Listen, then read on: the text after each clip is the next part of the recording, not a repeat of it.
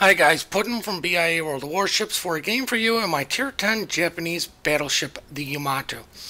Now, my captain skills are going to be Priority Target, Expert Marksman, Adrenaline Rush, Basics of Survivability, Vigilance, Fire Prevention, and Concealment. My modules are going to be Protect My Main Batteries, Damcom 1 and 2, Better Accuracy, Concealment, and Faster Loading Main Battery. I was currently working on getting the legendary mod for the Yamato. Now, for the most part, this is my build that I just run for everything. Clan battles, randoms, all this stuff. I may swap out Spotter for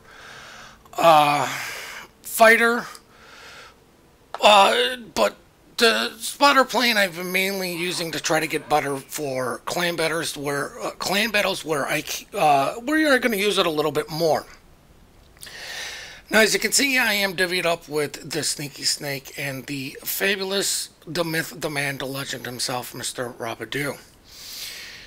Now, I am in the middle of a very intense phone game going on right now, which is why I'm only going a quarter speed forward. This was on purpose. I've been playing with Rob a lot to try to get better with my cruiser gameplay. And also been playing with Static to get better at my battleships, and with my aggressiveness they're saying I push too far forward too early. While I usually will find some way to survive and make it work, the need is not to you don't want to be the first one spotted right away. Now, the Yamato is really not a tanking battleship. Where the Montana and Current First can tank a little bit better, the Yamato doesn't do it as well as those two. The other issue with the Yamato is its turrets turn horrifically slow. Even when they give it the buff, these are going to be like some of the slowest turrets in the game. I do believe they are. Now, I'm trying to be patient on my shots. I'm really trying to focus or find some sort of radar cruiser.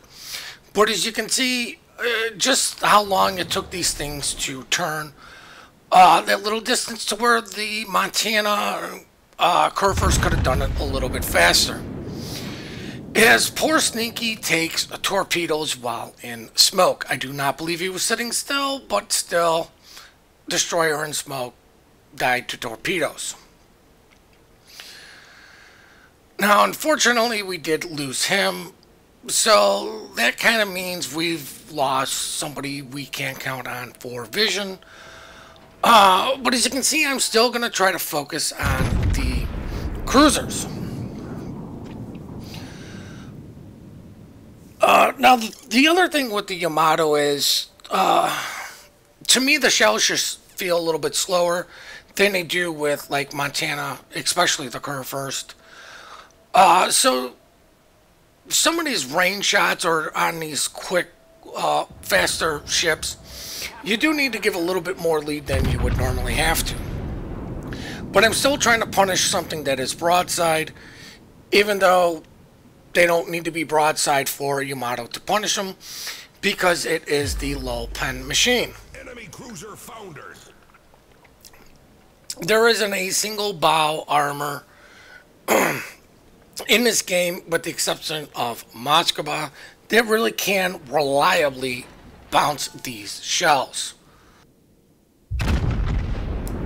There still are ways to deal with bow in Moskvas, but this shot is a lot trickier now than it was before. Now, unfortunately, several of these cruisers have been turning out as I've been shooting, and that is an issue with long-range shooting. It is another reason why I am playing the Yamato, is to get better at long-range shooting. This is what this ship excels at. If you really get within 10 kilometers, you're now starting to get in too close to the battle in Yamato. Now, it doesn't mean that you need to sit in the back. It doesn't mean you need to be shooting everything at max range, as I take a torpedo and immediately hit my repair. Doesn't really mean that you need to be sitting at max range. Even at 19 kilometers is a little far because it doesn't take much for the enemy ships to maneuver to miss your shells. Around 15 to 14 kilometers is a very good sweet zone. It's a very good sweet zone for a lot of battleships. But if you can really maintain that kind of distance, you're going to do well, and you don't have to worry about dispersion as much and travel time. Now, if you are fighting something that is bowing, the closer you get, the better off you are because everything is tighter, doesn't have time to disperse, and it's a little bit easier to punch through the nose of the ship because your shells are coming out pretty much at like maximum velocity. They're not losing speed over distance, which is the difference between HE and AP.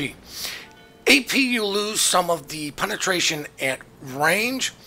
Well, on AG, it's going to do the same thing no matter if you're close or far because it's pretty much detonating. As soon as it hits, there are different ways to... well, I knew that shot was coming, so I apologize for my little stutter there. As, you know, perfect example of Yamato just punishing something even though it was angled. But HE, you know, it pretty much detonates immediately when it hits. There are sometimes when it penetrates and does detonate then, but for the most part it doesn't care about range. It only cares about armor, to where AP cares about armor and range. Oops, sorry about the sniffle, guys. But you know what? I'm getting 12 kilometers within this Musashi. I do have some help. Rob is reversing, and what I'm actually trying to do is take the lead from Rob so things shoot at me. Just because the Yamato is not the best at tanking, you still have a lot of HP to, you know, give out there. So it doesn't mean that you don't have to sit back and never take damage. You just have to be smart about taking your damage, which is what these gentlemen are trying to teach me. I usually do push a little bit earlier, which is why they forced me to play Yamato, you know, just to kind of help me out, and two, because it's the battleship they wanted me in for clan battles. So I was actually farming for the legendary mod also. Now, unfortunately, not able to really punish or hurt that Seattle, but that's what I'm saying about at range. As you can see, the issues with, you know, just small little turns can affect the shot. And I do believe this Massachusetts is 16-ish. I'm sorry, I can't make out the number. But he is pushing into that sweet, like, 15-kilometer zone to where I'm not going to have much of an issue as far as having to turn my turrets if there's another thing that pops up that I'm going to have to deal with. Now, he is angled up, so if I do hit his main belt, I will bounce so many shells. But I am actually trying to aim up a little bit into that superstructure, and I do a nice 10K. Now, I am actually going to try to aim at his nose and punch in through that way. Or unless he's going to show me full broadside, then I'm just going to outright punish him. Torpedoes dead ahead. But as you can see, he is maintaining an angle. I am trying to aim at the nose to punch in to maybe get the Citadel, but now, of course, I don't need to because he's such low health. But I still managed to get the Citadel through the nose on that poor battleship. Now, as you can see, I'm not exactly the front line ship, but I'm nowhere in the back from the enemy. I'm 12 kilometers from another Yamato, what, 15-ish from a Hemper, and same for Azal. The DDs are getting within secondary range. Fire alarm. So I am up into, like, the fight. But this is the thing about battleships, is knowing when to push and when not to push. When he you know, you need to maintain the presence, especially for Yamato. But as you can see, I'm being a little bit indecisive with my turning, and I'm asking Rob if he's going to be able to deal with that other destroyer, and he said yes. But just that little hesitation, as you can see how long it takes these things to turn, which is why you want to maintain some sort of distance, because things at distance, your turret traverse isn't going to mean as much as I get a nice 19,000 Citadel on another Yamato. Now, at this point of the game, I didn't know I was running 4 kills. I was more or less just wanting to get the win. Now, as you can see by my potential damage is less than a half million, which is, well, I'm kind of ashamed of, but sometimes that's what you have to be. Is, you know, I've got all my health. It's the end of the game. There's no way these guys are going to be able to burn me down fast enough before they die. I see torpedoes, I get worried about it. What I should also be doing is using like Control X, especially for Yamato, to keep my guns pointed in a direction while I turn and look another way, or hold down the right mouse button as I take shots in on Nizal, hoping for the Kraken Unleashed, and there it is. Hold down the mouse button for a free look to keep my guns on bear. This is something I need to work on, but it is something of a tip I am passing along to you guys. Unfortunately for me, not a lot of it is being utilized on the little tips and tricks that these guys are trying to help me with as far as getting better, but I'm trying to pass this information that along on to you guys. Unfortunately, the hipper turns and I bracket him. We are not going to get this guy. We are quickly wrapping this game up.